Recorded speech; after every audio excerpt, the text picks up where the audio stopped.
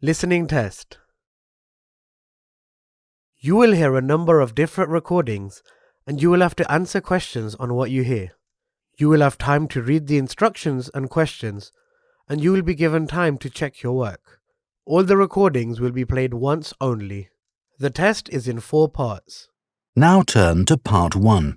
You will hear a woman who is caring for her elderly mother talking to a friend. First, you have some time to look at questions 1 to 4.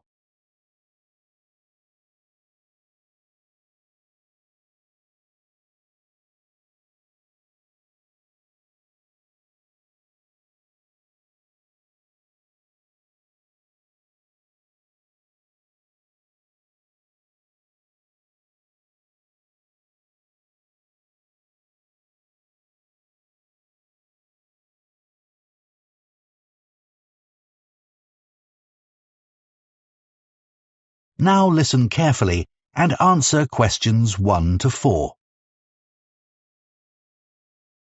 It's really good to see you, Tom. Since I had to give up work, I feel I'm losing touch with my friends and colleagues. We really miss you in the office. We were all so sorry you had to leave. But you must be relieved to have more time to look after your mother. How is she? Well, she's very cheerful, but she needs a lot of help. Have you tried to get any support from the local council? No, I didn't know I could. Yes, they offer different kinds of practical support. They realise that carers sometimes need time for all the other responsibilities they have, apart from the person they're caring for, and also that they sometimes need a break. Absolutely. Okay, so tell me more. How do I go about getting this support? Well, you'd have to have an assessment of your mother's needs. That means someone would come round and talk to you about the situation and what you need. So, for a start, they'd want to know the amount of time you spend looking after your mother every day. Okay. Then they'll probably ask you what sorts of tasks you do for your mother during the day. Things like if she needs help with getting dressed, for example. Right, I help her with that.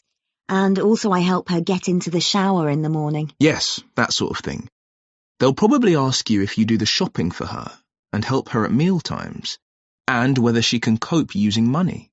Yes, that's becoming a bit of a problem. She used to be very good at it, but not anymore.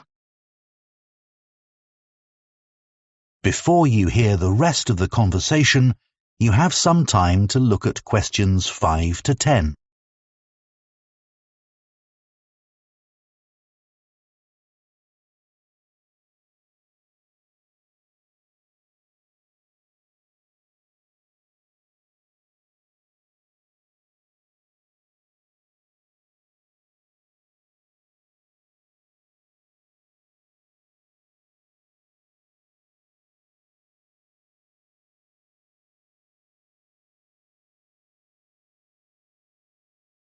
Now listen and answer questions 5 to 10. And be ready to tell them about anything you find particularly difficult about caring for your mother. So recently I've noticed she's started to have quite bad problems with her memory. If I wasn't there, I think she'd forget to eat, for example. And often she doesn't seem quite sure what day it is. Yes, tell them about that. And are there any physical difficulties you have caring for her? Lifting her, for example? Yes, she's quite heavy, and I'm afraid of hurting my back. I'd be in real trouble if that happened. They can give you advice about that, and also about how to avoid the possibility of your mum having a fall. Great. So once they've done this assessment, if I'm eligible, what happens next? Well, they might support you financially. So they might help you with transport costs, like if you have to get a taxi to take your mother for an appointment, for example. I usually drive her myself, actually. So could I claim for the petrol? You could. And you can claim for the insurance too. Oh, right. And if you need help with the housework, they can arrange for someone to come along once or twice a week. And one other thing. I hope you don't mind me saying this, but it's important you look after yourself. And it seems to me you're under quite a bit of stress. I am, yes. Well, tell the council, because they may be able to give you some advice on how to minimize it. Really? Though, actually, I feel so much better having talked to you. I'll get in touch with the council straight away. Now, shall we go for coffee or something? That is the end of part 1. You now have 30 seconds to check your answers to part 1.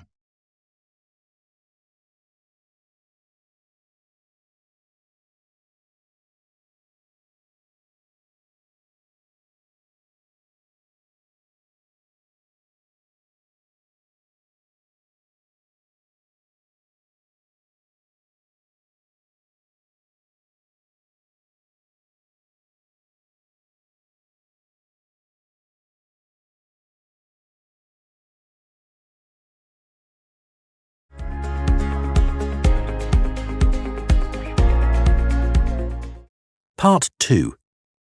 You will hear a man who works for Elmley Town Council talking to some people who want to join the small town's volunteer scheme. First, you have some time to look at questions 11 to 16.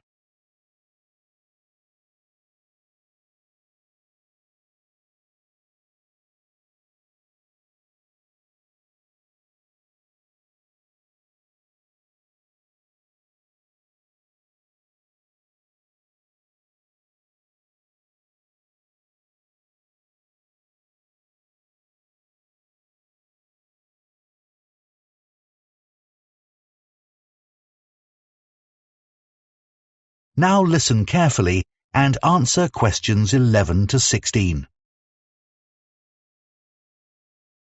Good morning, everyone. I'm Steve Wainwright from Elmley Town Council, and I organise the town's volunteer scheme.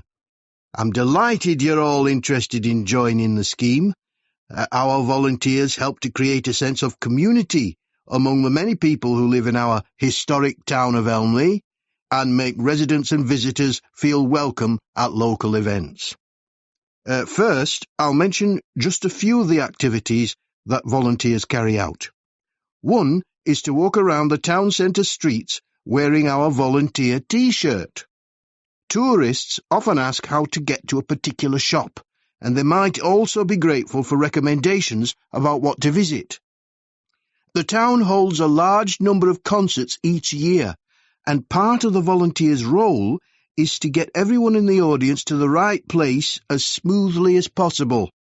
You'd be surprised how many people buy tickets, then don't check them, and head for the wrong section of the hall. Volunteers may get involved with community groups, such as sports clubs or gardeners' associations. Here, the volunteers talk about how groups can help each other. For instance, a writing group might want to travel to another town to hear a talk by a well-known author, but may not know that another club has a coach they could travel in. The town produces a monthly magazine, and anyone who lives in the town can send in articles. It's free to residents and is paid for by local businesses. That's the responsibility of the council's advertising department. We depend on volunteers, though, to find out what people think of events they've attended, and any suggestions they have for the future. The volunteers then send a summary to the editors. There are a number of clubs for retired people, and every year the council arranges lunch for all the members. The volunteers welcome the guests, and when everyone's sitting down and relaxing after the meal, some volunteers put on a show, usually around half an hour of songs and short plays. The club members really welcome the chance to chat to the volunteers at these events. The town council has a website, of course, and volunteers are asked to help by making sure residents know about it. It's updated every day with information about future activities, and we want as many people as possible to use it. Before you hear the rest of the talk, you have some time to look at questions 17 to 20.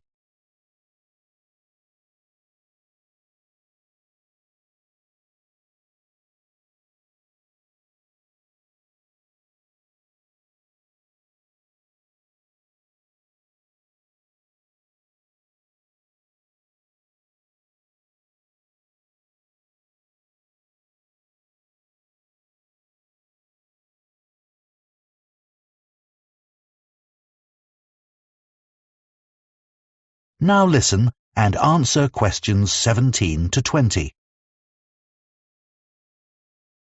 OK, now you know some of the things our volunteers do, I'll go on to some practical matters. As you probably know, the town arranges 3 major festivals every year, and they all depend on a large number of volunteers. The book festival lasts 3 days and uses several venues which all need volunteers. More are needed for the music festival because that lasts a whole week, and even more help is required for the science festival, even though it's only 2 days long. It involves quite a lot of venues, though. It's a good idea to help at the festival you're most interested in, because you can attend most of the events for free. We try to use volunteers who are flexible, though, because some festival events are held outdoors and the weather may affect the size of the audience and even whether the event can take place, so there can be changes at short notice. What's essential, though, is being able to get on well with other people and also to deal with someone who's behaving badly, as occasionally happens. Our plan is to get you all working in September, after a week's training starting on the 2nd. So we'll be timetabling you for duties the following week from the 9th onward. Later, in the week beginning September 23rd, we have a chat with each of you to find out how you feel about being a volunteer and what extra support you need. As a thank you to the volunteers, we arrange an annual event. In recent years, we've had a party in the town hall, and last year, a barbecue in Chamber Park. Our forthcoming event is a trip along the canal from here to Dewhurst and back. It's on Saturday, September the 28th, and if you'd like to attend, you can sign up once you start work. Now, this is the volunteers' T-shirt. That is the end of part 2. You now have 30 seconds to check your answers to part 2.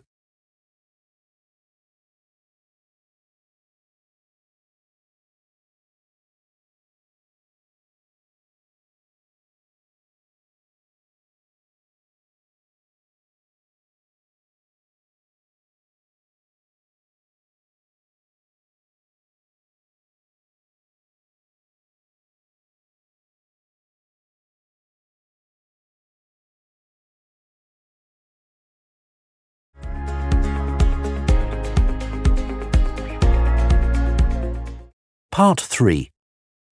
You will hear 2 students called Rosie and Colin discussing their human geography assignment. First, you have some time to look at questions 21 to 25.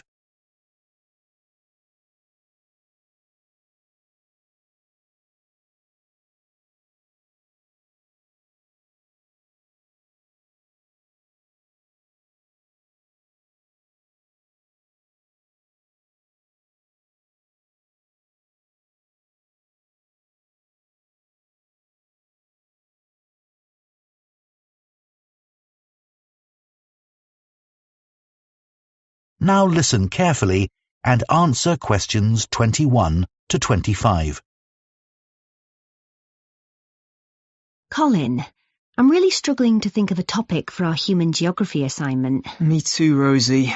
I'll tell you what, let's think about the different aspects of human geography and see if we can narrow the topic down a bit to help us decide. OK, so one aspect is population. That would be all about population density and migration and so on. Lots of facts and statistics. Maybe a bit boring? Yeah, but quite straightforward to find on the internet. Suppose so. How about health?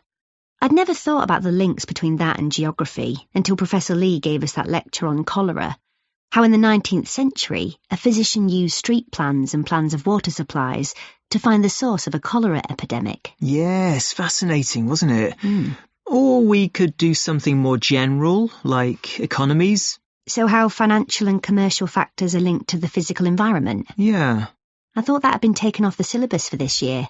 Has it? I'm not sure, but it might be best to avoid it. OK. Maybe we could do something on culture. We had that lecture about culture and geography last week. I didn't get much out of that. It was all so general, and the lecturer didn't give any useful examples. Yeah, I hardly took any notes. It didn't seem worth it. Me neither. We could focus on poverty. That's something that's a global problem. The trouble is, Dr. Lee was saying, that you have to be careful with some of the figures relating to poverty. They're sometimes deliberately manipulated. You mean the information gets changed for political reasons? That sort of thing, yes. Before you hear the rest of the discussion, you have some time to look at questions 26 to 30.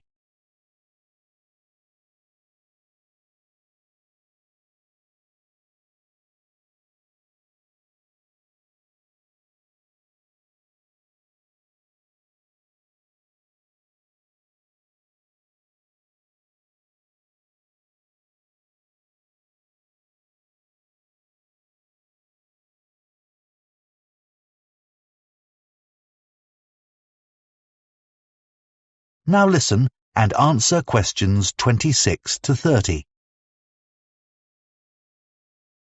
So what are we going to do our assignment on?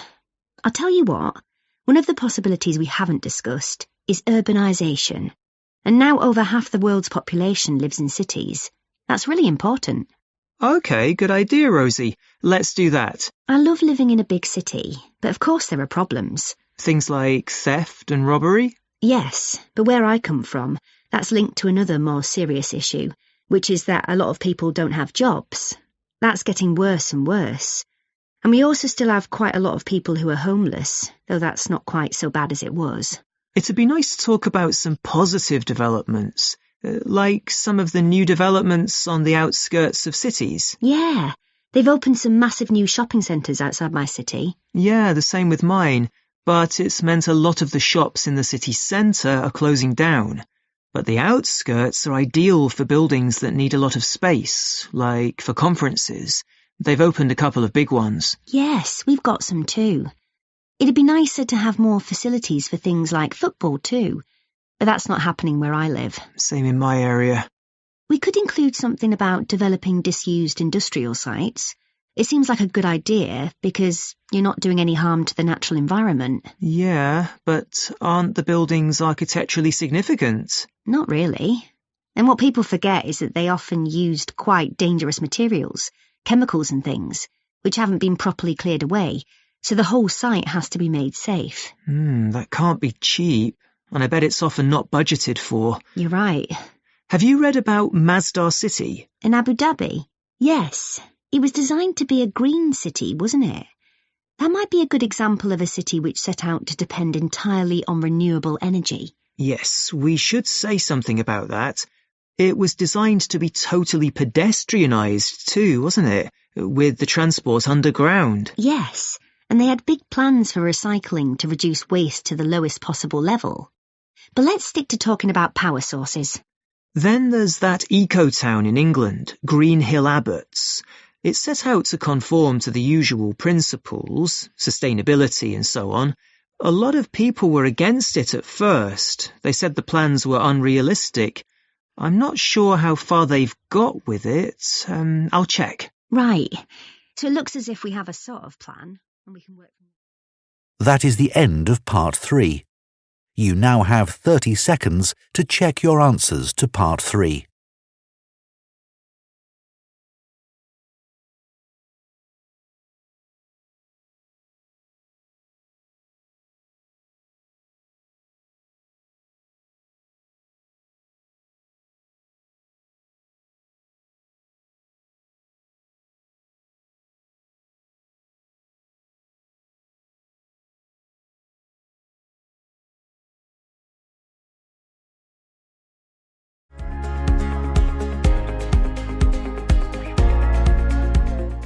Part 4.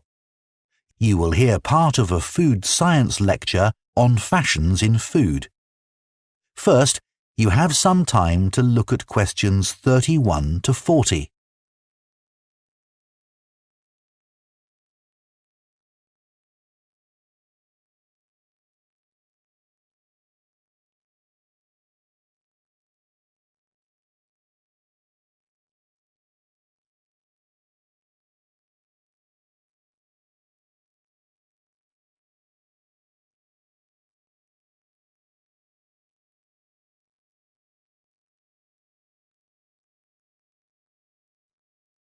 Now listen carefully and answer questions 31 to 40. There are trends in food much as there are trends in clothing. Interest in food fashions has risen rapidly since the birth of the smartphone, when people first began taking photos of their food and instantly sharing them with their friends. The food industry in the UK in particular is obsessed with finding and exploiting the next big food trend. Marketeers aim to create a huge demand for a food item which was previously unknown or not needed. One of the most effective ways of promoting a new food product is by using social media influencers as brand ambassadors. In return for free samples, many influencers will post content about a product. Although there are influencers with hundreds of thousands of followers who can command large fees for their services. Companies which sell vegan produce were pioneers in being able to increase sales really quickly in this way. For a food item to become really popular, it has to be readily available. So supermarkets have a role to play in creating a new food trend. They have dedicated teams closely following which new products or ingredients are trending on social media and are particularly interested in what well-known chefs are putting on their menus.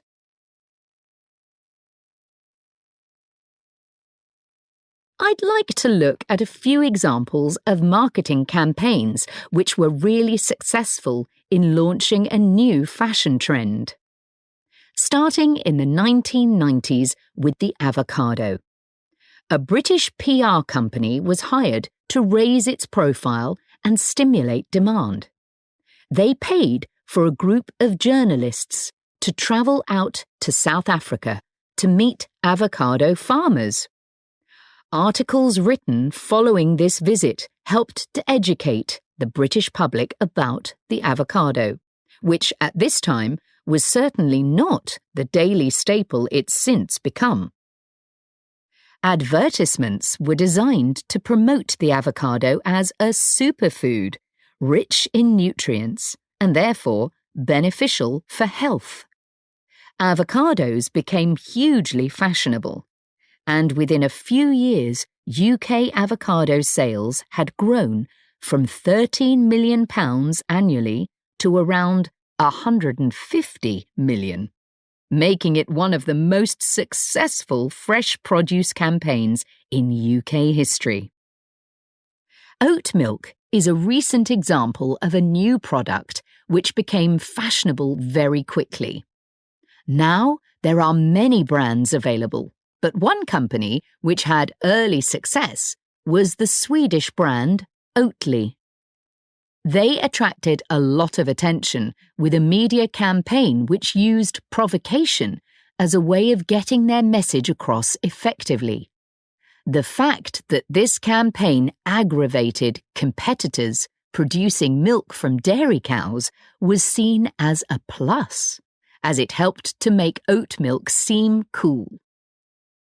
In the USA, the brand decided against a big retail launch in favour of getting the product into coffee chains, which removed the need for a big advertising budget.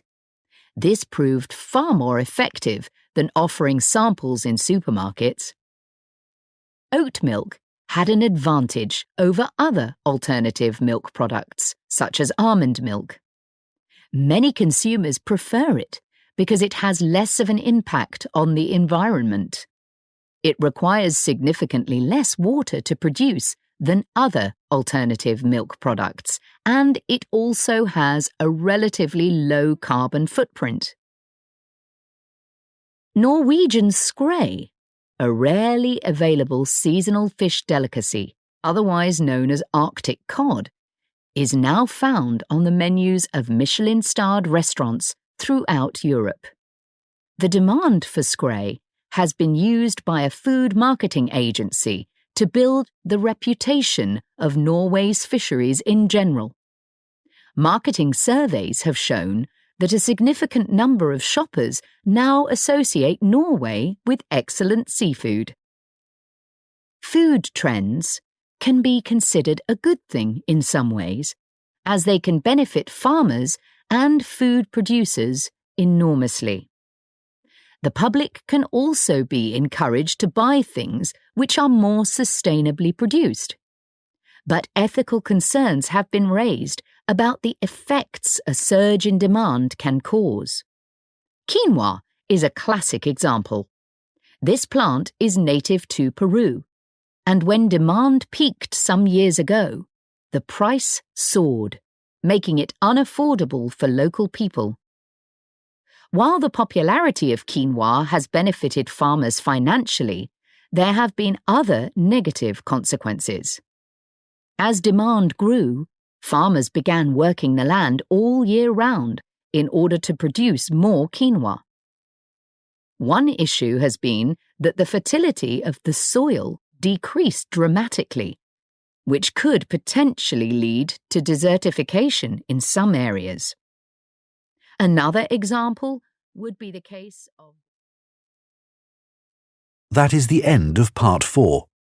You now have 30 seconds to check your answers to Part 4.